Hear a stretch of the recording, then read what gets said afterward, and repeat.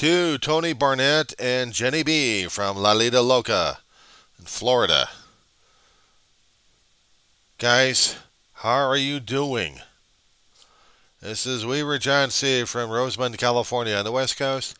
It's 10:57 out here in the morning. It is the 4th of October, 2023. They barely cover the right news of what's going on, especially out in your territory, guys. And especially if we're dealing with what I've heard, and it's terrifying enough, you're dealing with Canada's air quality problem. I'm going to be sending a copy of this one over to Don Terrace. I'm hoping he's all right, and I'm hoping he's safe. And you guys, how's your lung capacity, and do you guys have any health issues? I have to be serious about this one. I have to be serious about this one.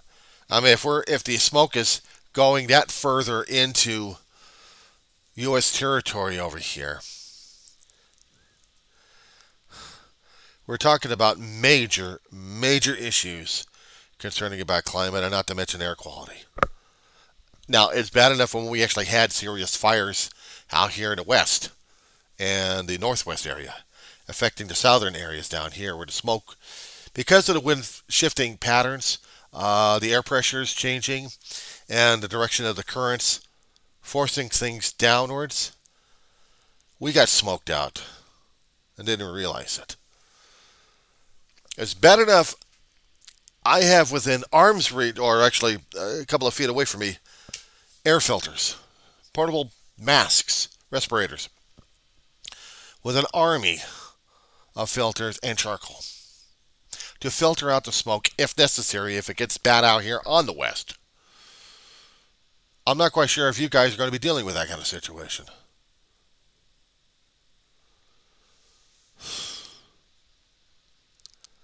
And Don, I'm wondering, maybe in your next video, are you able to show us your neighborhood? If you're actually able to show us a little bit of Canadian news, what's going on out there, what the air quality's like. Because we don't get the broadcast out here. We hardly ever get the Canadian information except to say that we're getting your smoke out here, pal. I'm not blaming you for this one here. But it's just sometimes the American media out here is not doing enough job on what the hell's going on across the board. They're more concerned about the political circus right now instead of the air quality that we're all facing at this point. And back to Florida, yeah, certain boxes, Tony, I'm not touching. But the one box I am touching is concerning about the state of health. I am concerned. Quite frankly, dude, I lived in smog alerts. It's no wonder my asthma hadn't killed me. It's no wonder I didn't develop the asthma serious enough when I was a kid, breathing in all that damn carbon crap in the air.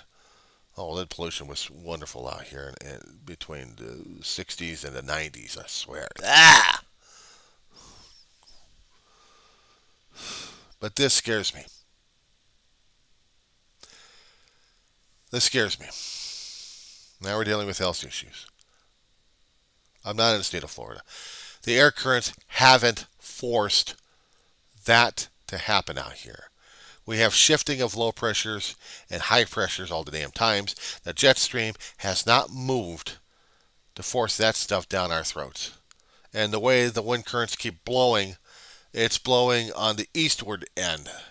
It hadn't shifted to the west.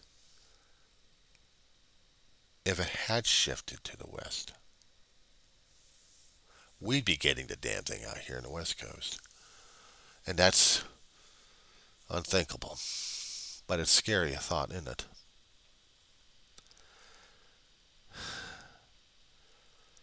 I long for the times, I'm longing for the days I can actually get on board another ship and sail. I really had to start saving up. Try to afford a passport. And look forward to a cruise maybe in 2 or 3 years from now if we're going to be lucky enough to live during that time. I can tell you one thing, Tony, that me being put into a tin can flying into the air with a hell of a lot of Karens and everybody else in there. I'm not quite sure if I'm dealing with that one. Train routes, I mean, that's a little bit more expensive right there, I think, but I think a little bit more comfortable on that one.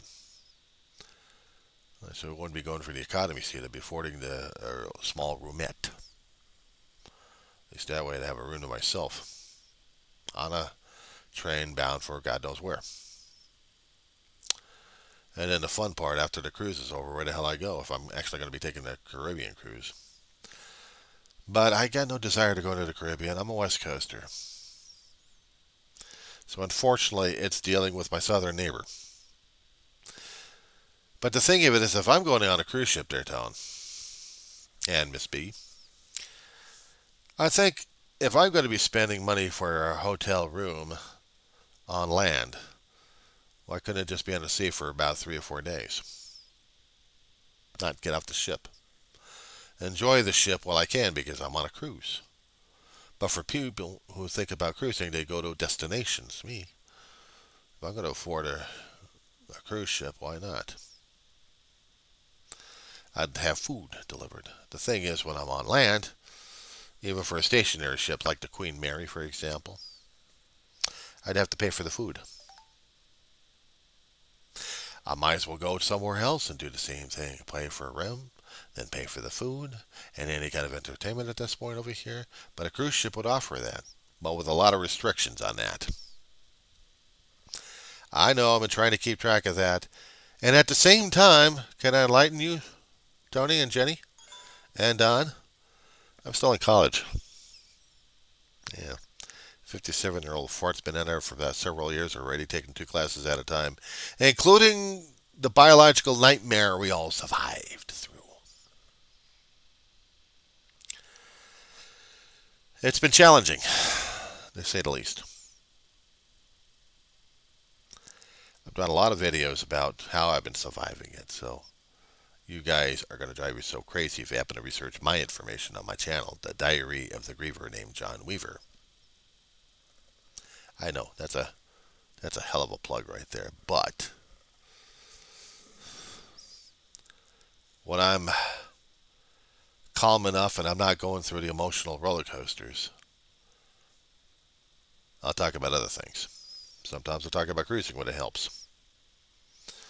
Unfortunately, we got politics happening right now, and that is the ugly Pandora's box. We talk about COVID. That's another Pandora's box that we definitely don't want to touch. Well, now we're talking about fires. And we're talking about fires from a country that's still trying to battle it like crazy and still can't get a handle on it. And I'm wondering just how much does the U.S. Congress care? Yeah, I know we're opening up that Pandora's box, aren't we? How much funding have we gotten for firefighting equipment and personnel to be sent over to Canada? Tony, quick question. And to you too, Jenny B. I'm not quite sure if Don knows this one here. You guys ever listen to the CBS Mystery Theater? You ever remember E.G. Marshall's voice and the haunting theme? Well, keep that, if you have, keep that theme in your head. Because when Pandora's boxes are mentioned, use that theme to scare the living crap out of you. This is not exactly a Halloween thing, but it could be used as Halloween. Yeah, I would listen to that too many times as a kid. I miss it. Using your imagination all the time. Oh my God, it was crazy. I just wanted to check in. I just wanted to give you guys an update. I just wanted to ask you guys, are you still safe and do you have respirators with you?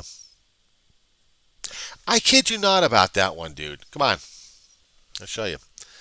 Yeah. Well, let me bring it over to you anyway. Hang on. You might see things on the screen that may rattle your cage a little bit. Ouch! Damn back.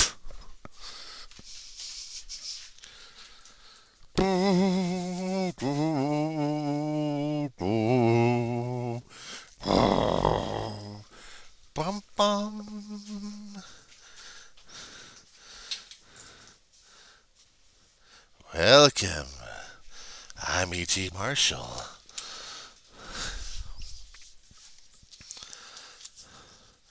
I told you. When the air quality gets that bad out here, people wonder how come I carry this thing in my backpack. It's bad enough I use the N95s, but only for biological nightmares. This is for air pollution. And this does come in handy. It does. Okay, enough of that. You guys trying to have a good one. Stay safe. And keep your lungs clear. That includes you too, Don Terrace. You got enough issues as it is, my friend. We don't want to add lung issues to it. Just be careful with yourself and take it easy, pal. My thoughts and my prayers for you. And to you too, Tony and Jenny B.